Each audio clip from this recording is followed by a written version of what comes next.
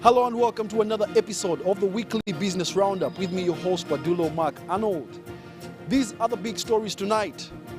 The Ministry of Finance and Development Partners launched a public investment financing strategy. Digital advertising on the rise in Uganda. Then what should be the immediate response on export bans? We interacted with the Ugandan business community.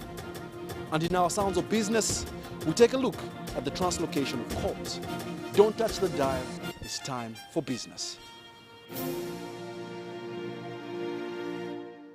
The Ministry of Finance and Development Partners have launched a public investment financing strategy. This strategy is aimed at establishing robust and sustainable financing mechanisms for the achievement of the national development plans. Let's have a look. In 2018, Government of Uganda adopted a policy that requires it to borrow up to 1% of GDP on average per financial year from the domestic financial market. However, the increasing development in financing requirements in the recent years have resulted in an increase in domestic borrowing relative to the country's GDP above the set maximum. Me, I'm tired of borrowing, by the way, let me tell you the truth. I'm very tired of borrowing. We must look for different ways on how we can raise funds to develop Uganda apart from borrowing. The implementation of this financing plan is a priority for government. I therefore urge every Ugandan individual, development partner, private sector player, ministry, department and the agency to peruse the strategy so that you can participate in financing for development of our country, Uganda. This has prompted the launch of the Public Investment Financing Strategy, which seeks to establish robust and sustainable financing mechanisms for government programs from domestic and external options. Looking at also other key accelerators for financing for development in Uganda. Tourism has been mentioned by PSFU this morning. Another very important area of work again, and this has also been mentioned, is in the area of trade, positioning Uganda as a fast mover in the implementation of the Africa Continental Free Trade Area. And the government of Uganda and UNDP launched the SMEs for Trade initiative to unlock potential of the AfCFTA in Uganda. And this again builds on the work of the National Industrialization Policy and its implementation strategy that is also led by the Ministry of Trade and Industry. The approach also provides a platform for collaborations between government and the private sector. So basically, the development partners remain committed to support the governmental institutions led by the Ministry of Finance, Planning, Economic Development. The public investment financing strategy comes at a time when the growth of global economies is constrained and thus resulting in huge budgetary deficit and the need to borrow more to bridge the gap.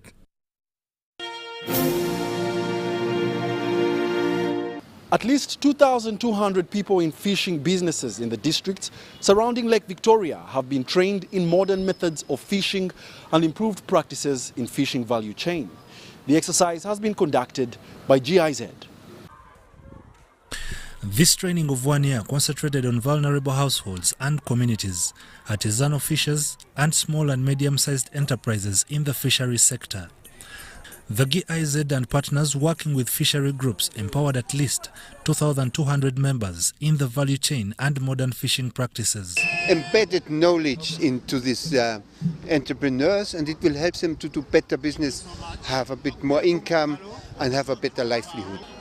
More active in terms of being legal in fisheries, don't do illegal fishing and don't do dynamite fishing and such things, to give people a reason, to let's say obey the laws, the legal aspects.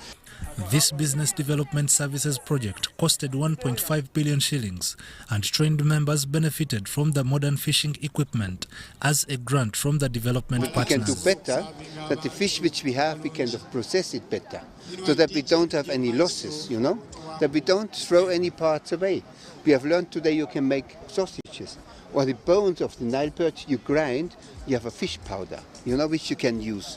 Drying racks is a modern hygienic method of drying fish, and with this project, groups are empowered on how to adapt in order to harvest fish even during off-season. if we bring mukena and we put on these racks, and then it gets dry, we sell at a high price, instead of putting down, as you see there. The training comprised of value addition, where groups are skilled on primary processing of fish to boost incomes and basic financial management. Fishers surrounding Lake Victoria decried of the current regulations which prohibit them from using solar lamps, which are cheaper and less risky. People who feel they are engaging in illegalities because they cannot afford the illegal gears, the illegal boat and the illegal engines, because they think their income is too low for them to invest. Because for you to have a boat of 28 feet, you need about 2 million. For you to have an engine of say 9 horsepower, you need around 12 million. The project of training fishers was effectively implemented for 14 months in 15 fishing districts surrounding Lakes Victoria and Choga. Abdul Nasir Lubwama compiled this report.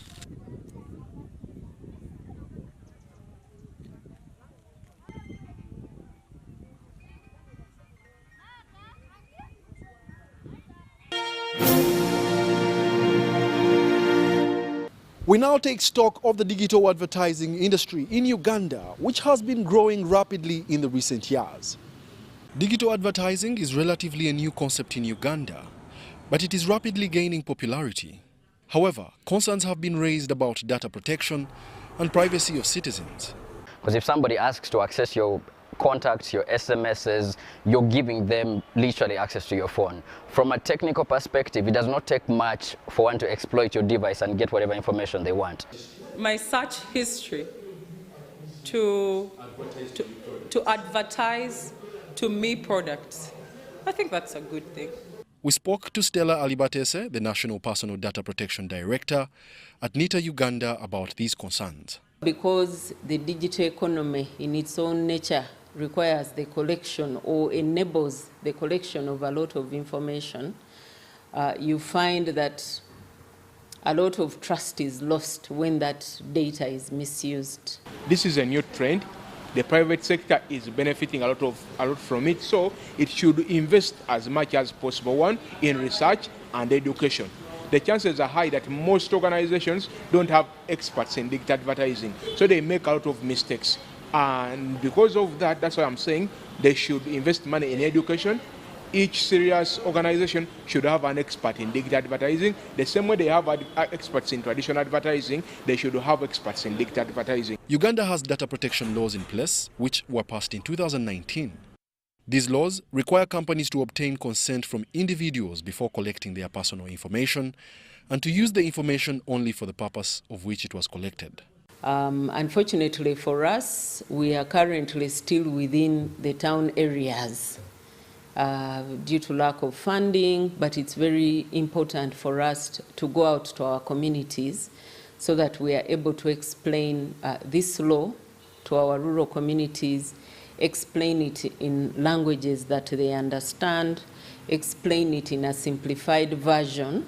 While government is responsible for regulating the industry, private sector players have also called for an enabling environment that will support the growth of the industry. We are innovators. What we want is only good policies.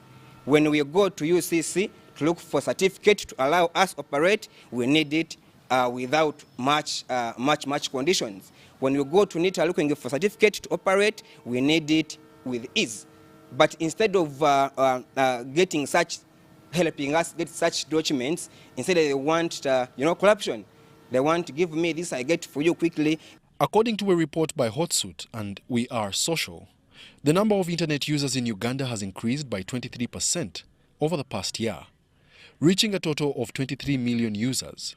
This presents a huge opportunity for companies that are investing in the industry. Most of the times when I post some of the works I have done, especially by then I would really maximize Facebook and maybe my WhatsApp profiles, and then sometimes even Instagram, a little of that.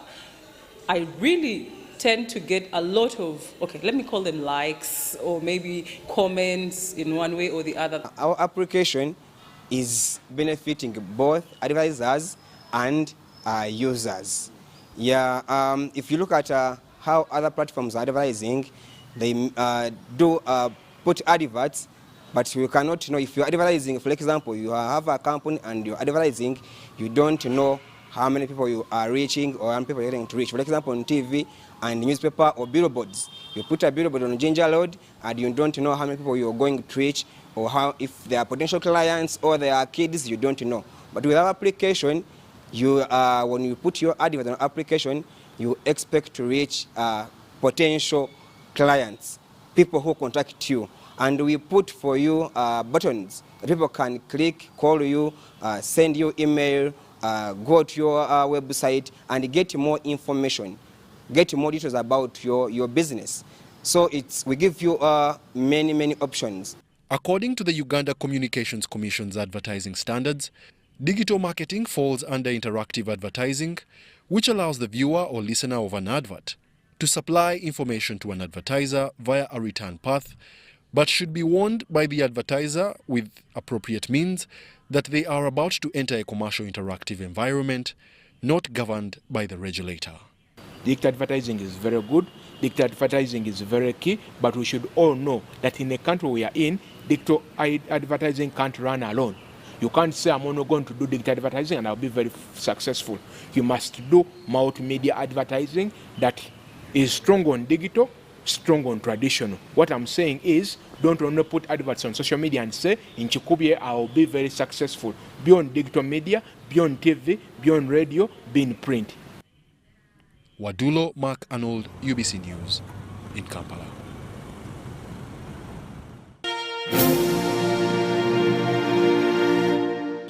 Government is urged to reduce taxes on irrigation equipment in order to make them affordable to farmers and also reduce over-reliance on rain-fed agriculture. Although irrigation is critical in improving livelihoods and empowering communities, the prices of modern equipment are beyond financial reach of many farmers. Change in climatic conditions is affecting food security across the region. Weather patterns are becoming less predictable to the disadvantage of the farmers. With the swelling population, rain-fed agriculture is no longer viable. So you can be able to get drip irrigation solutions. You can be able to get, this will be drip irrigation, this will be sprinkler irrigation. And the use of either technology depends on the type of crops that you're actually planting that would guide what solution or technology to apply. As a country, we have a comparative advantage in the agricultural sector. So you cannot talk about value addition and agro-processing in isolation of energy. That's why we are very much interested in the energy space, because it contributes to agro-processing, it contributes to value addition. The theme of the United Nations World Water Day 2023, Accelerating Change to Solve the Global Water and Sanitation Crisis, highlights the importance of water to humanity. New technologies in water harvesting and extraction are being deployed across the country to address the pressing need for water for household use and agriculture. In solving the problem at hand, all players, all stakeholders must be involved. I would actually say it's a situation whereby all hands need to be on the deck. We, the people in the private sector, like Davis and Shatcliffe, the government, institutions, development partners need to work together, and even the communities themselves. So I would look at two possible ways or mechanisms through which this can be done. One of the ways is through and indeed, I would actually give an example, a model whereby 4 parties come together to solve a problem. How I look at it is that we have the private sector like Davis and Shatcliffe, we have a development partner or a support agency like UNICEF in this situation. We have then we have the host community. So for a specific project, Davis and Shatcliffe is providing the technology, is providing the materials, UNICEF is providing the funding, the government is identifying the need, and of course developing a framework around which solutions can be provided or made. However, the water machines are costly and out of financial reach for many farmers. This therefore calls for multi-sectoral collaboration to bring down the cost of irrigation equipment and make subsistence and commercial agriculture sustainable. Looking at the space where we're working, I'm not aware of any tax exemptions or duties for products that are addressing climate change, with the exception of exemption on VAT on solar panels, for example. Maybe I would consider it maybe as an advocacy kind of approach where the government could actually consider putting in place some policy guidelines that would support activities that are meant to address climate change. The United Nations Sustainable Goal 6, which is anchored on ensuring availability and sustainable management of water and sanitation, is well off track and is likely not to be achieved by most sub-Saharan countries, among them Uganda.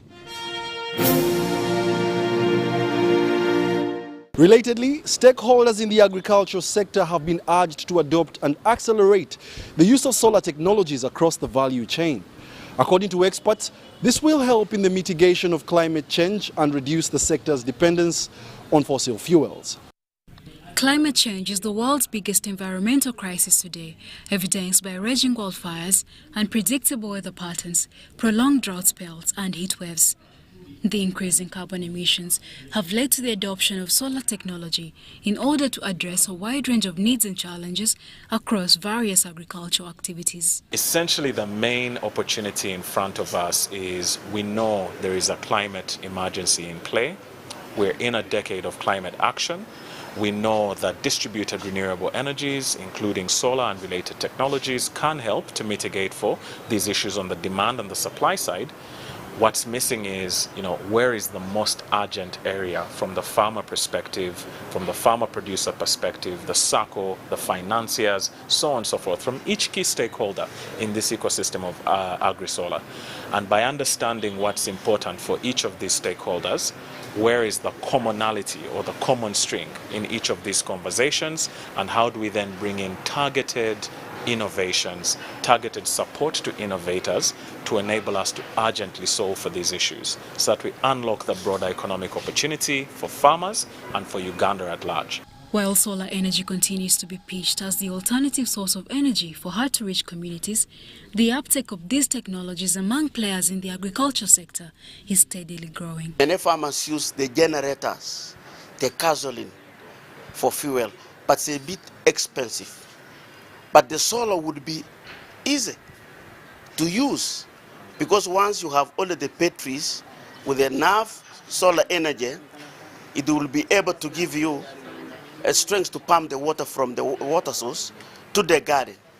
And during the dry spell, when there is no rain, you are able to have crops doing very well. The agri-solar stakeholder engagement sought to map out the challenges impeding the adoption of solar energy and develop practical solutions to unlock the massive untapped technology opportunities. What we're doing today is to essentially figure out from the farmer's perspective what's been stopping them from utilizing these modern technologies. Is it a lack of knowledge or awareness of what they are and what they do or how to access them? Is it an issue around, how do I actually go ahead and deploy it, or what instance or improvement will it make on what I'm producing? What is that key thing from a farmer perspective that has kept them from embracing these things actively? Because we want to create sustainable income streams, sustainable revenues for households, and of course also help the youth, to look at agriculture as one of sustainable employment avenues. As the Continental Free Trade Agreement opens new markets and demand for agriculture produce increases, it's crucial that new equitable business models are developed to make the consumption of solar technologies more affordable, accessible, and viable for smallholder farmers. Charlotte Amuge and Dennis Igoa for UBC News.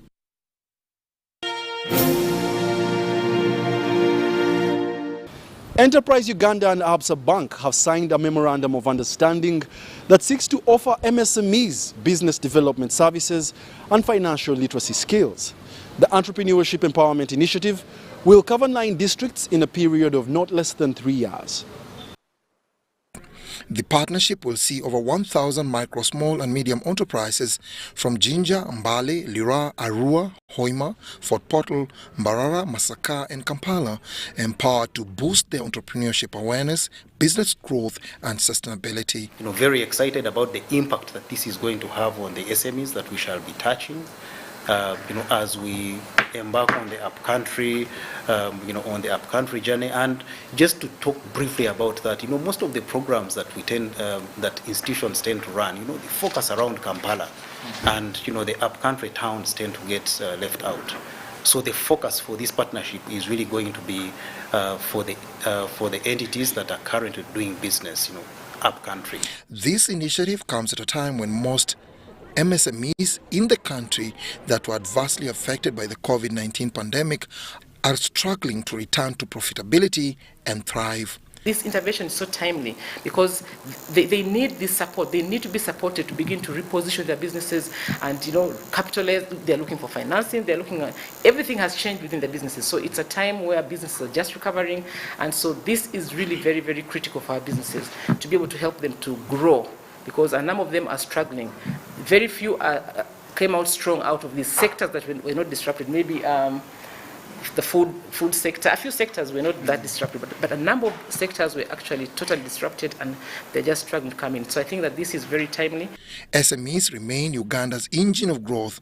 Over 2.5 million people, accounting to approximately 90% of the entire private sector and generating over 80% of the manufactured output that contributes 20% of the GDP. Government is focusing on mainstreaming and delivering mass business development services to micro, small and medium enterprises. So what we are doing is in alignment with government policy, and I think we need to applaud the bank for actually supporting government in driving that agenda. The two entities commit to providing businesses with critical advisory services to upskill them for success. Dennis Igoa for UBC Business.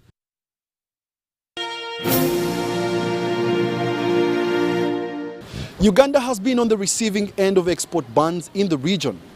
Our Business Roundup team sought the view of various business community members on what should be the immediate course of action in case it happens again. In the recent years, Uganda has been on the receiving end on ban on its exports to regional market. Today we are in a shortfall, so there is aflatoxin in the maize of Uganda. There is no maize, then Uganda has no aflatoxin in the maize. What is this double standards? Uganda's main exports to the region are mainly agricultural products like maize, maize flour, poultry products and dairy products, among others. Uganda is Kenya's biggest trade partner in the region, hitting a mark of 231 billion shillings by November last year, up from 173 billion shillings in October 2022. The alleged ban of Uganda's milk products angered the private sector players. Our first reaction, of course, was that an arbitrary ban on a product, in our view, was unfair, and it breaks the rules of regional cooperation. That was our immediate reaction, although it was not officially told to us. However, in business and under the protocols of the East African Business Council and the ESC, we first engaged in dialogue. So the first point of call was to write to the Ministry of Foreign Affairs about the supposed ban. Kampala City Traders Association wants the principle of reciprocity applied. You block my product, I block yours. It is international business and it is international language. Uganda is always chickening away. Somebody does bad, somebody spoiled our things, they didn't pay us since 2008, we are demanding them a lot of money and we are keeping quiet. At the end of the day, something small happens on Kenya and we go to both to them to open up. We should apply the principle of reciprocity. What you do to me, according to the protocol, I do to yours.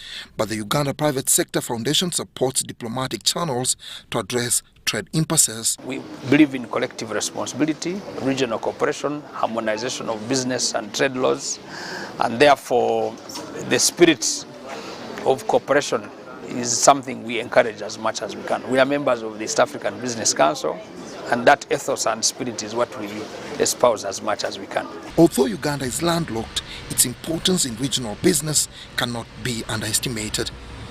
Dennis Igor for UBC Business.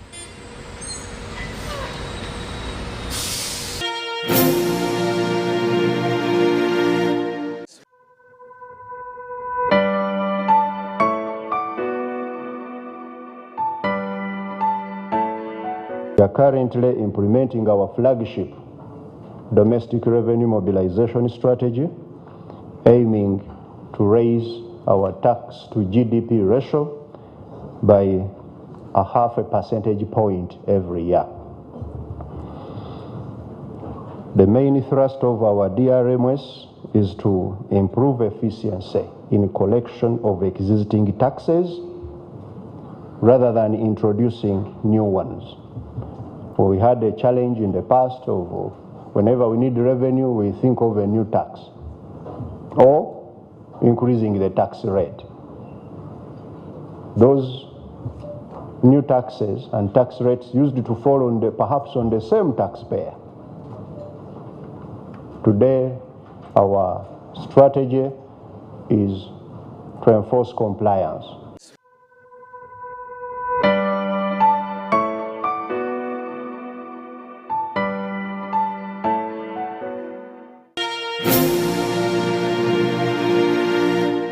Uganda Wildlife Authority has translocated more Uganda cobs from Murchison Falls to Kidepo Valley National Park. Check out the intense action-packed capturing exercise in our Sounds of Business.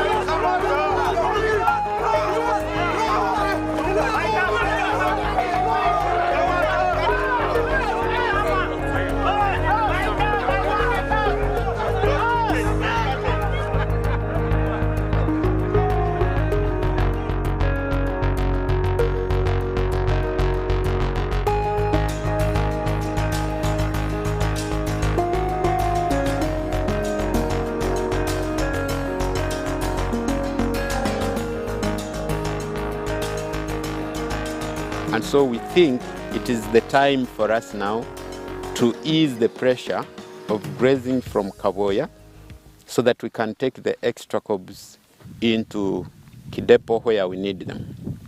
That's number one. Number two, restoration of populations. You know, colleagues, like I said, Kidepo used to have some cobs, but I think they were poached.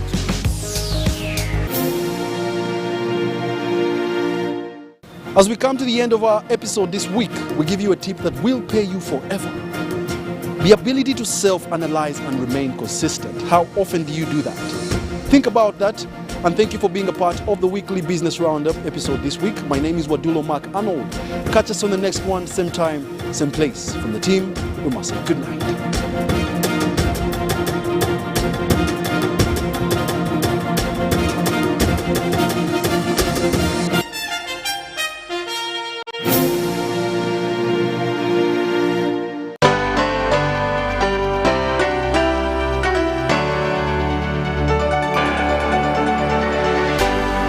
UBC, inspiring Uganda.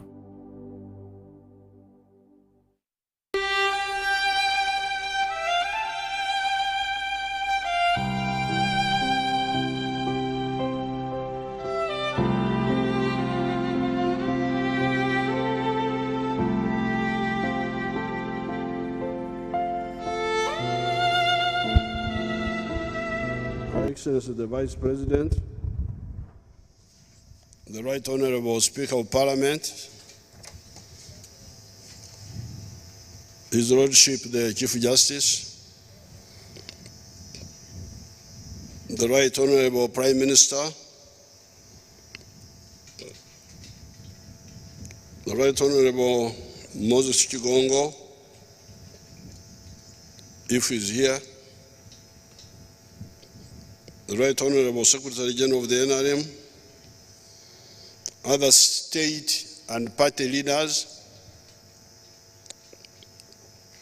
ladies and gentlemen,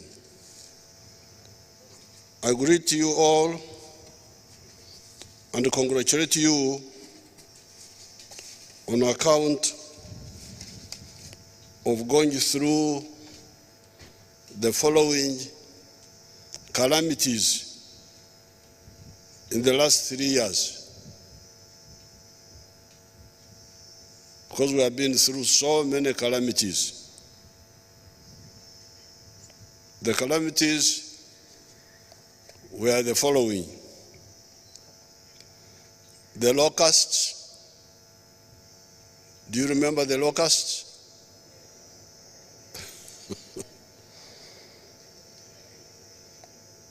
The landslides, the floating islands, the rising waters of the lake, the corona pandemic, the Bijambias. You remember Bijambias. The problem of the high commodity prices caused by the Russian-Ukrainian war, the Ebola epidemic, the suicide bombers, etc., etc.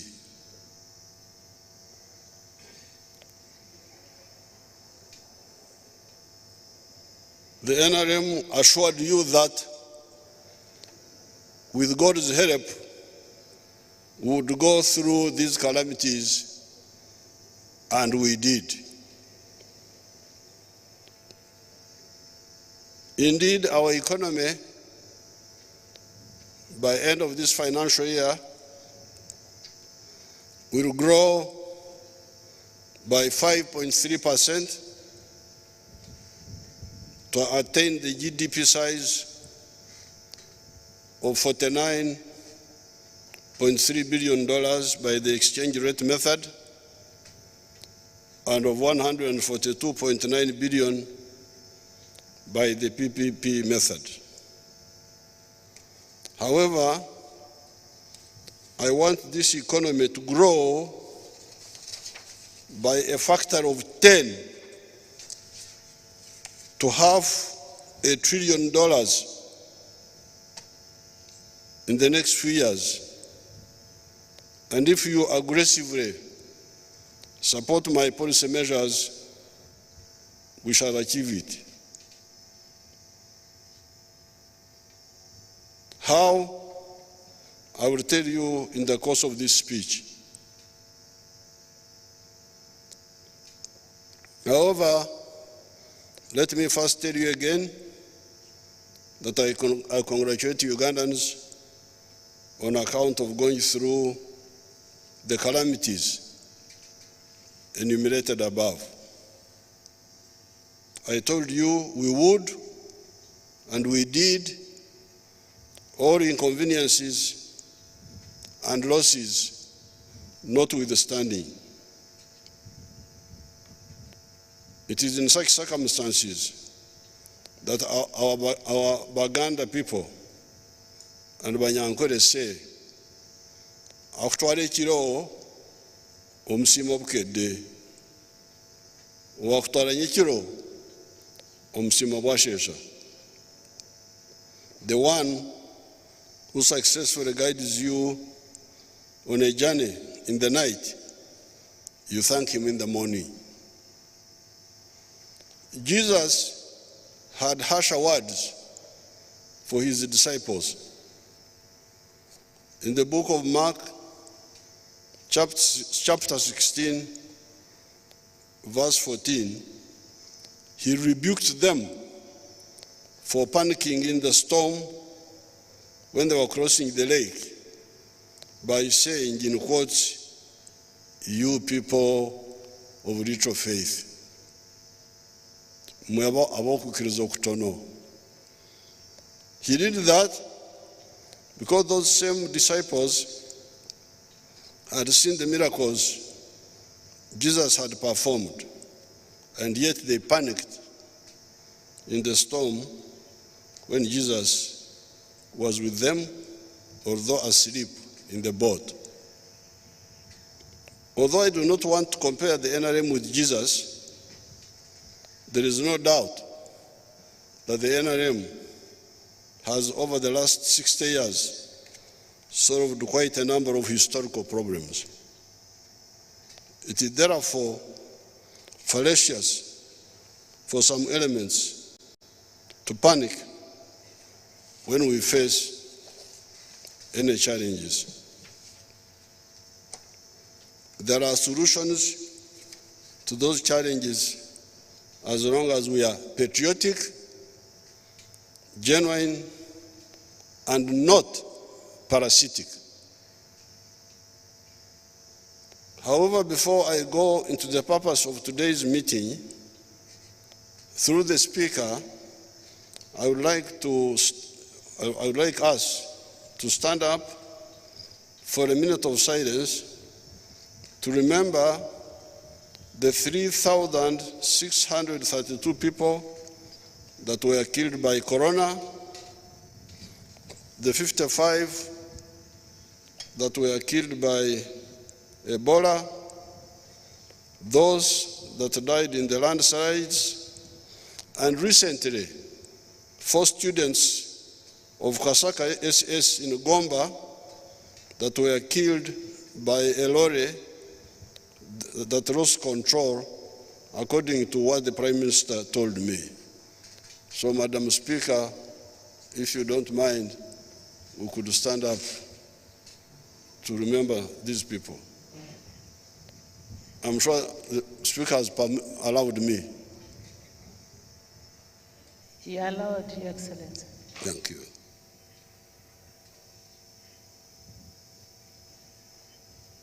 May their souls rest in eternal peace.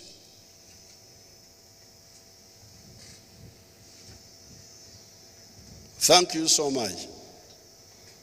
I am now directing the State House Controller to send 5 million shillings to each of the families of the 4 students that died in that accident. I'm also directing the State House Controller to give 1 million shillings each to the 14 students that are injured and are in Gombe Hospital.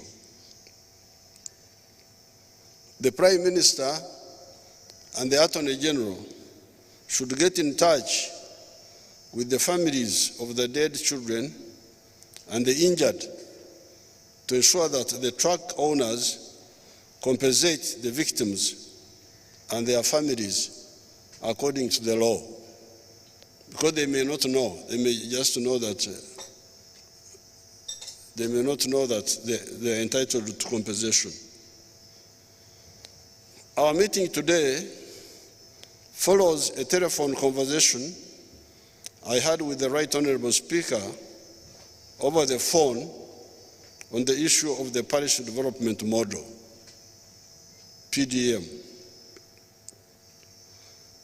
As a consequence of that, I decided to again interact with you, the honorable members, on these issues.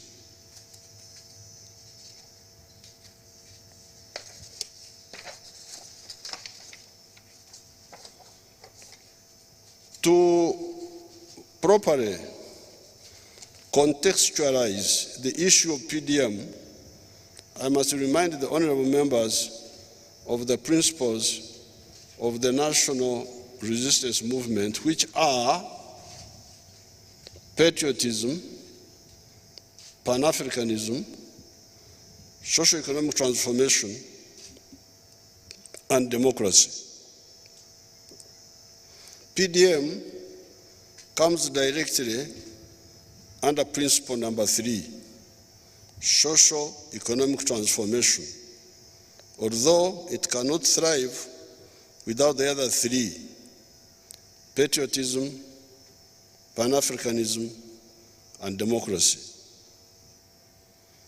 I pointed out before in many writings that society is like some of the insect species that go through a biological process known as metamorphosis, which has got a number of stages that start with an egg, caterpillar, pupa, and a mature butterfly, for instance. In the last 4.5 million years of human evolution, ever since man gained the Homo sapiens sapien form, the society he created has been metamorphosing. Karl Marx, by 1848, when he wrote the Communist Manifesto, pointed out that up to that point, society had gone through 5 social systems. These were the primitive communalism system, the slave state, feudalism, capitalism, and what then, that time of Karl Marx, entering the system of socialism and communism. Although some greedy and narrow-minded groups in the world completely dismiss this analysis, and indeed the communists made their own philosophical and strategy mistakes, there is no doubt that the method of class analysis of society is correct, and so is the phenomenon of social transformation.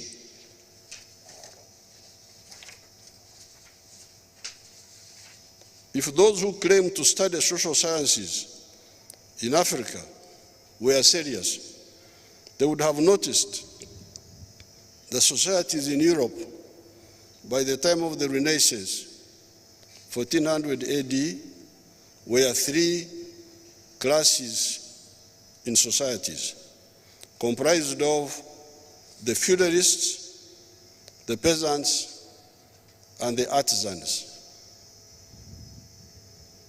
By the time of the French Revolution, 1789, the European society had evolved into a 4-class society, being the feudalists, the aristocrats, the middle class, the bourgeoisie, as they were called, the proletariat, the working class, and the peasants.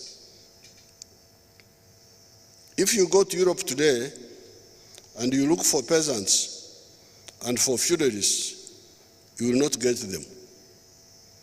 The society appears to have become a 2-class society comprised of the middle class and the skilled working class. Each of these historical social classes has got different productive capacity, high or low. What was the productive capacity of the primitive communalist societies? What was the productive capacity of the serfs, who are called abasenze in our language here, abebanja, on the land of the feudal landlords, abamairo, before 1928? What is the productive capacity of the bourgeoisie that are conscious of the difference between the input cost and the final price of a product that we call profit? What is the productive capacity of the proletariat, e.g. the industrial working class, that is skilled and working for wages?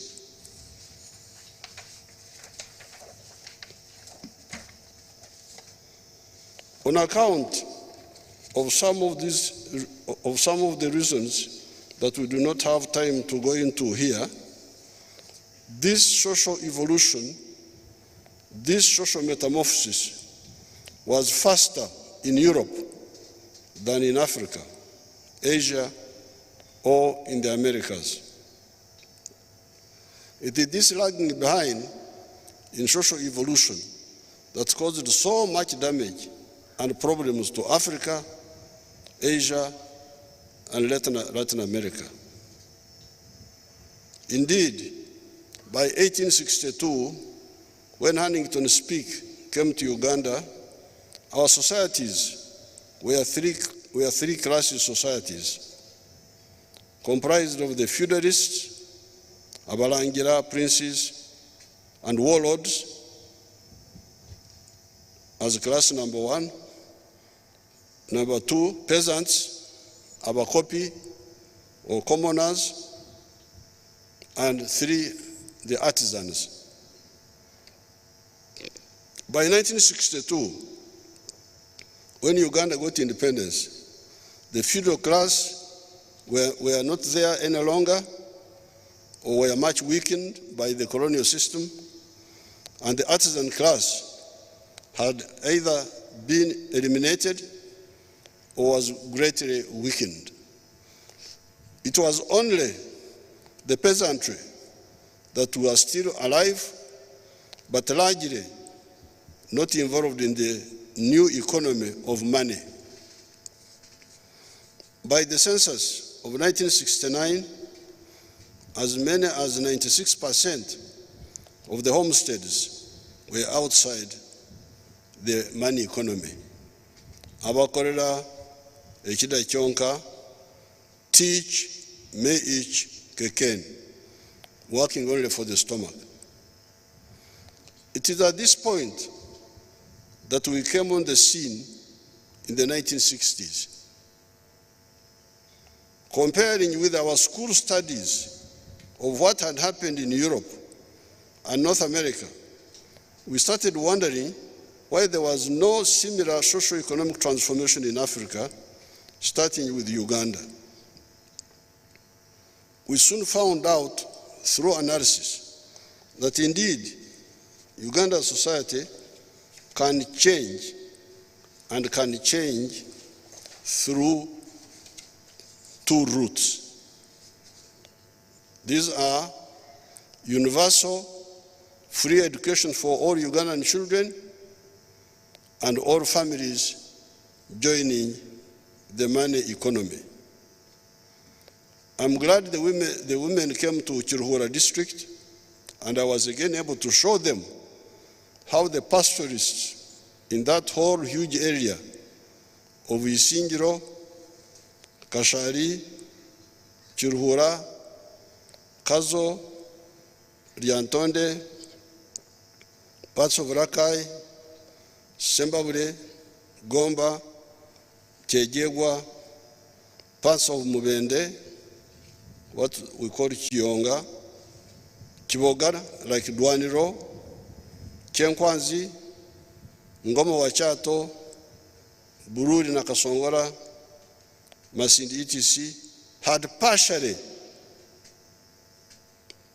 underwent socio-economic transformation by stopping nomadism, adopting dairy farming for cash, and sending children to school at their cost.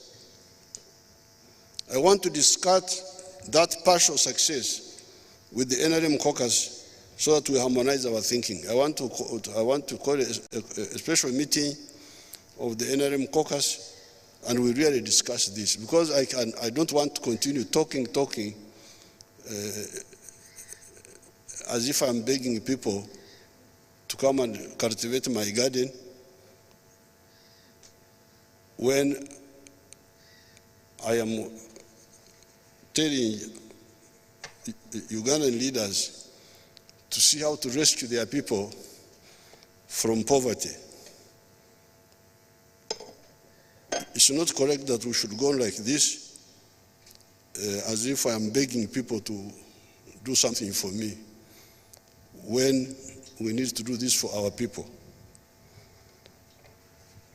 I call this the success in the cultural corridor partial, because elements in the society still have irrational practices carried on from tradition that negate progress, what we call reactionary, reacting negatively vis-à-vis positive progress. These are the practices of fragmenting land on inheritance and depending on only nature to provide the pasture, yet it is more reliable if we grow the pasture. Once I had that partial success, by 1995, I went to the whole country and gave all and sundry the message of transformation. However, like the Jews, many people are either not bothered or are waiting for another Messiah, even when the message is clear and verifiable. Verifiable how? Visit the cattle corridor that used to be wilderness, Engando, country like Akesi, Hohai, which is now an area of some modern farms producing millions of liters of milk per day for the local markets and for export. The exports have hit US dollars 106 million per year. Algeria is now going to also buy our powdered milk worth US dollars 150 million. If this area could transform, so could the others. In the manifesto of 1996, we put forward the 4 acres model of coffee, fruits, pasture for zero grazing dairy, food for production, food crop production, and pig and poultry in the backyard, and fish farming near the wetlands. This was the medicine for the smallholders. Those with bigger pieces of land were more flexible and could help the country grow and participate in producing products that needed large-scale production to make economic sense that the country needed, such as cotton, maize, sugarcane, ranching for beef, etc., etc. In terms of funding, the latter group would be supported by Uganda Development Bank. It is the 4 acres model group that I decided needed grants or soft loans direct from government. We started with the Ntandikwa, PMA, Plan for Modernization of Agriculture. These were all money put aside for this purpose. NADS, Operation Wealth Creation, and now PDM. These efforts were for agriculture. With the non-agricultural or broad spectrum activities, we have put in place the following: the Women Fund, the Youth Fund, microfinance, and now recently, Emyoga. With all the pre-PDM funds, the modes were that government officials were the ones selecting the beneficiaries. Especially with operational wealth creation, it initially worked well. Indeed, the households in the non-money sector declined from 68% to 39%. This was most commendable. However, I started picking up complaints from the public of Begabera Boka. They only give to themselves. Palliative food. They supply us bad quality materials. Baleta bya busere they bring overpriced items. That is when I decided that the UPDF must get out of this effort, because the image of the wider force was going to be ruined by the mistakes of these fellows who were in Operation Wealth Creation, who had lost their straightforwardness. Moreover, it is the ultimate aim of the NRM that the stakeholders, the beneficiaries of these projects, must manage their affairs. That was the debate we had in the cabinet. When people were saying, no, we should continue with the army, I said, no. These people must learn how to manage their affairs. They are not children. We can help them to manage their affairs. Hence, the need for the stakeholders, farmers, artisans, to form the circles in the parish or at the constituency for the Myoga. This is the correct ultimate solution. I've started touring and inspecting the 18 zones of Uganda. The 18 zones of Uganda are Masaka, Mengo, what they used to call Mengo, the districts of Mukono, Ruero, and all that, Pigi, Muvende, Ankole, Kijezi, Toro, Bunyoro, Busoga, Bukedi, Teso, Sebei, Karamoja, Lango, Acholi, West Nile, and Madi. I started with Acholi between the 23rd and the 24th of February 2023. Straight away, the Wananchi told me of the parasites that were like flies swarming around the PDM and the Myogamani. I will decisively follow up the attempted stealing of the PDM and the Myogamani in Acholi, and if they tampered with the money, they will pay for that treachery. There will be an example to the rest of the potential flies. 10,594 PDM circles are to be formed. As of now,